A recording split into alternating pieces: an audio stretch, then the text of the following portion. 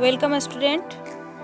आज आप लोग को मैं पढ़ाऊंगी पाठ 6 पुरु और सिकंदर। यह एक ऐतिहासिक कहानी है और सुदर्शन जी का लिखा हुआ कहानी है पुरु और सिकंदर।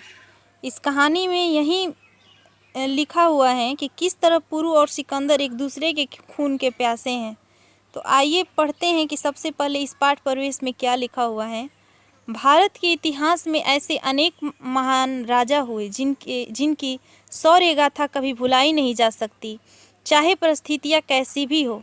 उन वीर योद्धाओं ने अपने उसूलों से कभी समझौता नहीं किया और अपनी वीरता व साहस से अपनी हार को भी विजय में परिवर्तित कर दिया। परंतु एकांकी में एक ऐसे ही भारतीय वीर राजा पोरस का उल्लेख किया गया है जिन्होंने सिकंदर जैसे विश्व विजेता को भारत से वापस लौटने के लिए विवश कर दिया।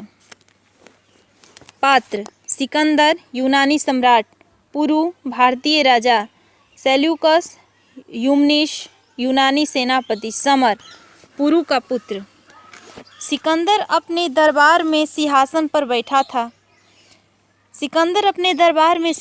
बैठा था। सेल्यूकस, यूमनिश और अन्य दरबारी अपने अपने स्थान पर बैठे थे।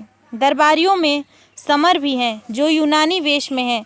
सिकंदर के पीछे दीवार पर अरस्तु और होमर की तस्वीर लगी हैं। एकाएक सिकंदर खड़ा होता है और बोलने लगता है। सिकंदर: जीत के अमर देवताओं की तारीफ हो, जिन्होंने हमारी मदद की और हम भीषण युद्ध में विजय हुए। हम अपने तमाम सिपाहियों की बहादुरी और हिम्मत की तारीफ करते हैं जो आज की खुशियों में शामिल हैं, लेकिन इनसे भी ज़्यादा हम उन बहादुरों की तारीफ करते हैं जो आज की खुशियों में शामिल नहीं, मगर जिनकी रूहें मौत के पर्दे के पीछे से हमारी खुशी देखती हैं और देख कर मुस्काती हैं। यूनान जिंदाबाद, यूनानी फौज जिंदाबाद, यूनानी शहीद जिंदाबाद। दरबारी चिल्लाकर अलेक्जेंडर जिंदाबाद, यूनानी शहीद जिंदाबाद। समर चुप रहता है। साथ बैठा दरबारी उसकी तरफ हैरानी से देखता है और समझने का यत्न करता है कि यह जीत की जयकार में शामिल क्यों नहीं हुआ। सिकंदर: हम इजाज़त देते हैं, आज की कार्रवाई शुरू की जाए। सिकंदर बैठ जाता है। यूमनिश हाथ से इशारा करता है, इसके साथ ही बाजा बजने लगता है। समर बड़े ध्यान से देखता है। पुरु को यूनानी सिपाहियों के पहरे में लाया जाता है। उसके हाथों में हथकड़ियाँ और पैरों में जंजीर हैं। वह इस समय बंदी है, मगर उसका तेज अभी तक वैसा ही है। समर उद्विग्न होकर तलवार पर हाथ रखता है और उठने की कोशिश करता है, किंतु कुछ सोचकर पुनः रुक जाता है। सिकंदर खड़ा होता है। बाजा बंद हो जाता है। समर हैरान होता है। पुरु शान और शांति से खड़ा रहता है, जैसे उसे इस दरबार में से कोई वास्ता नहीं है। सिकंदर: आइए हमारे बहादुर दुश्मन, हमारा दरबार आपका स्वागत करता है। हम आपका स्वागत करते हैं, हमारा स्वागत कबूल करें। पुरु हाथ की हथकड़ियाँ दिखाकर: अगर स्वागत का मतलब हथकड़ियाँ पहनना है तो हम मानते हैं कि आपने स्वागत की सारी शर्तें पूरी कर दी हैं, वरना बात अधूरी छोड़ देता। सिकंदर नाराजगी से: सेल्यूकस महाराज की हथकड़ी किसने लगाई है? हम चाहते हैं कि दरबार के बाद इसका पता लगाया जाए कि जिसने यह गलती की हो उसे सजा दी जाए। पुरु से: महाराज, हमें अपने सिपाहियों की गलतियों का अफसोस है, उनसे गलती हुई है। सेल्यूकस पुरु की हथकड़ियाँ खोल देता है। समर के चेहरे पर खुशी छलकती है। वह शांति की सांस लेता है। सिकंदर: महाराज पुरु, आपने देखा हमारी तकदीर बड़ी है, जिसके कारण हमने आपको सिर्फ एक की दिन में जीत लिया। पुरु निर्भयता से: हमें आपकी तकदीर से नहीं, आपके धोखे ने जीता है।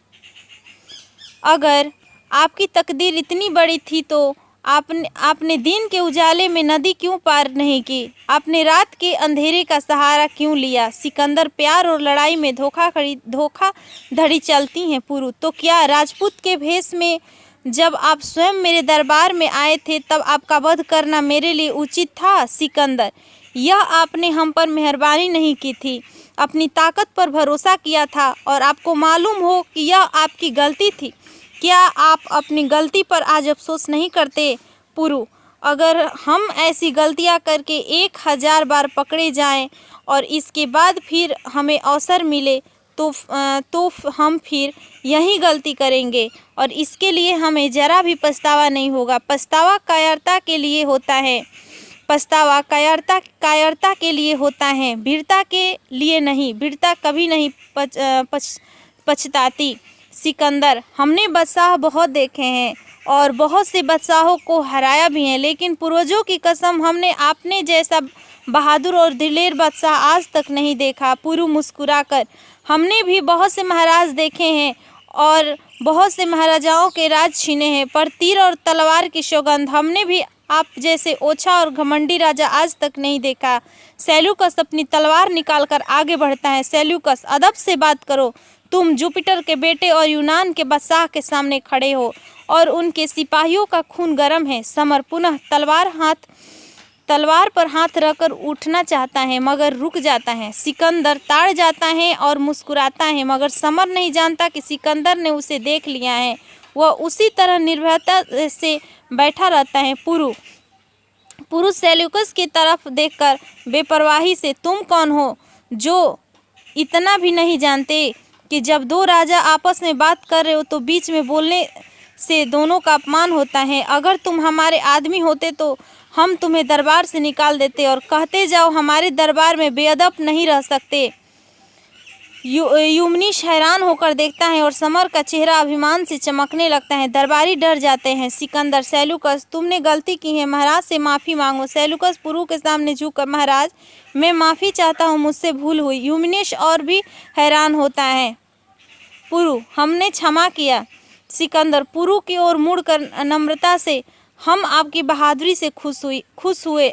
अब आप फरमाइए आपके साथ कैसा सुलूक किया जाए। पुरु निर्भयता से, जैसा एक राजा को दूसरे राजा के साथ करना चाहिए। सिकंदर, आप और भी कुछ चाहते हैं। पुरु बेपरवाही से, हमें जो कुछ कहना था वह हमने पहले जवाब में कह दिया, हम और कुछ नहीं कहना चाहते। सिकंदर, यूमनीश महाराज, पुरु के ये दोनों जवाब सुनहरे हरफों में लिखकर हमारे खजाने में रखे जाए। जब हम यूनान जाएंगे तो वहाँ के लोगों को दिखाएंगे कि दुनिया में ऐसे आदमी भी हैं जो लड़ाई तो हारते हैं मगर हिम्मत नहीं। यूमनी सिर झुकाता है। सेल्यूकस को अचंभा होता है। अपनी बात जारी रखते हुए, जब हम यूनान जाएंगे तो अपने लोगों को बताएंगे कि दुनिया में ऐसे भी आदमी हैं जो अपनी किस्मत के सामने भी सिर नहीं झुकाते और जिनके बच्चे भी मौत के मुंह में जाने से नहीं घबराते। पुरु चौंक कर देखता है। आओ राजकुमार, समर की तरफ उंगली उठाकर, आगे आओ, हम तुम्हारा भी स्वागत करते हैं। तुम भी बहादुर हो, तुम्हारे पुट्ठे भी मजबूत हैं। समर आगे आता है। दो सिपाही हाथ उठाते हैं। सिकंदर इशारा करके सिपाहियों को लौटा देता है। समर अकेला आगे बढ़ता है। पुरु हैरान होकर, समर तुम यहाँ और इस लिबास में क्या कर रहे हो। समर हिचकिचाते हुए, पिताजी। सिकंदर बात काटकर, बहादुर पिता का बहादुर बेटा पिता की गिरफ्तारी के बाद रुक न सका और इस लिबास में हमें कत्ल करने आ गया। समर से, लेकिन किशोर, हमारी आंखों ने तुम्हें पहचान लिया और तुम हमें कत्ल न कर सके।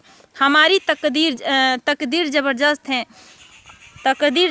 है, हम बच गए, पर हम तुम्हारी बहादुरी की तारीफ करते हैं। पुरु अपने पुत्र की तरफ गर्व से देखता है। सिकंदर पुरु से, जाइए, हमने आपको आज़ाद किया और इतना ही नहीं, हमने झेलम नदी के आसपास के जितने भी इलाके जीते हैं वे भी आपके हवाले किए। सेल्यूकस, फौजों को खबर भेज दो कि वो जीता हुआ इलाका इनके हवाले कर दे और कूच की तैयारी करें। धन्यवाद।